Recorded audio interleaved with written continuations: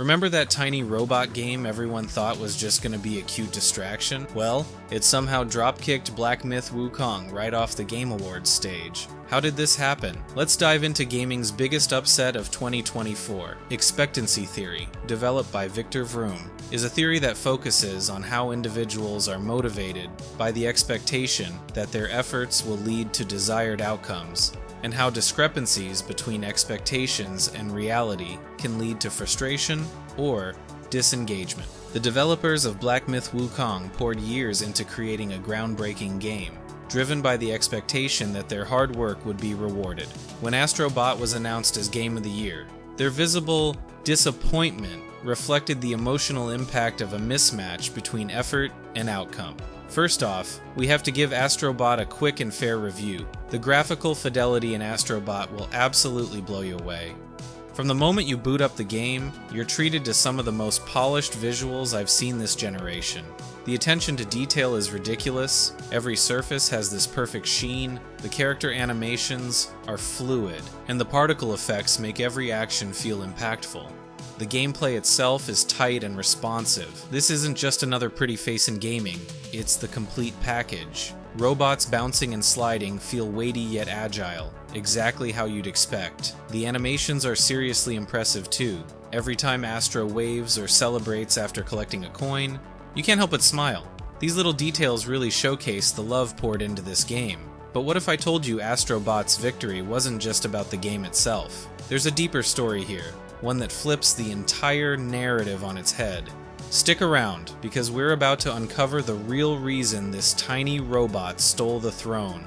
What do you think makes a Game of the Year? Let's start a conversation in the comments about how we can celebrate gaming excellence without losing sight of what truly matters. I know many of you rolled your eyes when they announced the nominees. Trust me, I was right there with you.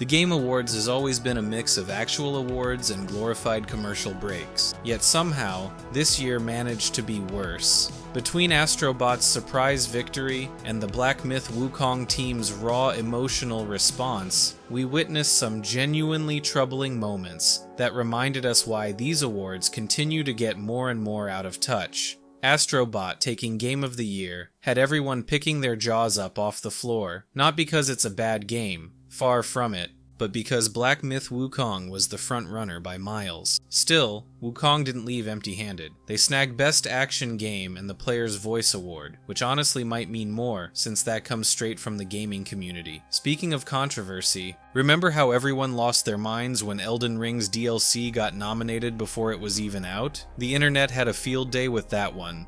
And don't get me started on the judging panel, turns out some of them barely touch games outside of what they're required to review. No wonder the gaming community's trust in these awards keeps dropping year after year. While Astro Bot took the spotlight, Black Myth Wukong dominated two major categories. Best Action Game isn't just a participation trophy, it's recognition of the incredible combat system and gameplay mechanics the team crafted. Even more impressive was clinching the Player's Voice Award. That's straight from the gaming community, the people who actually play these games day in and day out. Nobody can claim those wins were rigged or undeserved. The studio proved they could deliver exactly what action game fans want, and the community showed up in force to support them. Game developers pour their hearts into creating incredible experiences, yet the Game Awards nomination process feels like trying to hit a moving target while blindfolded. Let's break down how this affects studios, especially smaller teams pushing boundaries. The Black Myth Wukong situation perfectly highlights this issue. You've got this ambitious team creating something revolutionary, but they're competing in a system where the rules seem to change every year. These developers need insane levels of confidence just to keep going when the industry's biggest recognition system feels this random. When someone asks what makes a Game of the Year, nobody seems to have the same answer. This uncertainty isn't just frustrating for developers, it's actually holding back innovation in gaming. Studios start playing it safe, following whatever formula won last year instead of taking creative risks. We need a system where developers can focus on making great games instead of trying to decode some mysterious award criteria. But what if the Game Awards aren't just broken, but actively discouraging innovation? What if the system itself is forcing developers to play it safe? We're diving into this next, and trust me, you won't want to miss it. The media coverage of Black Myth Wukong was fascinating to watch unfold. Despite the game's incredible technical achievements and innovative combat system, several major gaming outlets hit it with surprisingly low scores. IGN dropped an 8.2, GameSpot gave it a 7, and Polygon wrote a hit piece focusing on minor performance issues while completely ignoring the groundbreaking animation work. The disconnect between critic scores and player experience couldn't be more obvious. Steam reviews are sitting at overwhelmingly positive, Metacritic user scores are through the roof, and every gaming Discord I was in wouldn't shut up about how amazing the combat feels. It's clear the mainstream gaming media completely missed what makes this game special. Maybe they were too busy rushing through review copies to appreciate the intricate combat system, or perhaps there's some unconscious bias against Chinese developers at play. Either way, the gaming community has spoken, and they're saying the critics got this one wrong. The low review scores just show how out of touch some gaming journalists have become with what actually matters to players. Let's talk about the Game Awards judges, because this needs to be addressed. Most of these judges barely touch a controller outside of review copies. Half of them probably couldn't tell you the difference between Elden Ring and Dark Souls if you paid them. Some admitted they only played games for a few hours before scoring them. That's like reviewing a restaurant by smelling the food from the parking lot.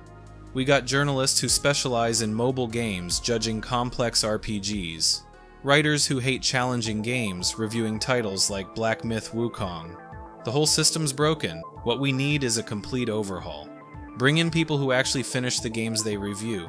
Add some longtime players who understand game mechanics on a deeper level. Include developers who know what goes into making these experiences. Maybe then we'd get awards that actually reflect gaming excellence, instead of whatever generates the most buzz. The current panel's about as qualified to judge games as I am to perform brain surgery. And until this changes, the Game Awards will keep losing credibility with people who actually play games. But here's the real question. What happens when the gaming community finally stops caring? What happens when the awards lose all meaning? Stick around. This is gonna be a punch to the gut. The Game Awards have evolved into something that barely resembles an actual celebration of gaming. Everything feels manufactured, from the perfectly timed world premieres to the suspiciously convenient winner selections. Remember when these shows were about celebrating the incredible achievements in our industry? Now it's just an endless parade of trailers and advertisements masquerading as an award ceremony. The sad part isn't even that they're doing it, it's that they think we don't notice. The evidence is everywhere. Major publishers get primetime slots while indie gems get rushed through. Games that haven't even released yet somehow get nominations. And let's talk about those commercial breaks, perfectly timed to build anticipation for the next big marketing reveal. This isn't a celebration of gaming excellence anymore. It's a primetime marketing event with some awards sprinkled in to maintain the illusion. The show has become so disconnected from its original purpose that it's almost impressive. 2024's ceremony was particularly egregious. We watched genuine innovations and groundbreaking achievements get overlooked in favor of safer, more marketable choices. The live chat during the stream was absolutely ruthless. Every time they'd announce another questionable winner, thousands of viewers would spam "rigged" or share clips showing exactly why the community favorite deserved it more. Sure, you could dismiss this as typical internet behavior, but when the entire gaming community collectively raises an eyebrow at your picks, maybe it's time to reconsider how these decisions get made. Game Awards viewership might be up, yet community trust is at an all-time low. Just scroll through any gaming forum, people aren't even angry anymore. They're just done taking these results seriously. That's arguably worse than outrage. The whole system reflects a deeper problem in gaming journalism, this growing disconnect between those who write about games and those who live and breathe them. And you need to watch this video, The Erdtree Dilemma, Why Hard Games Lose Their Charm, and remember, seek to learn, not judge.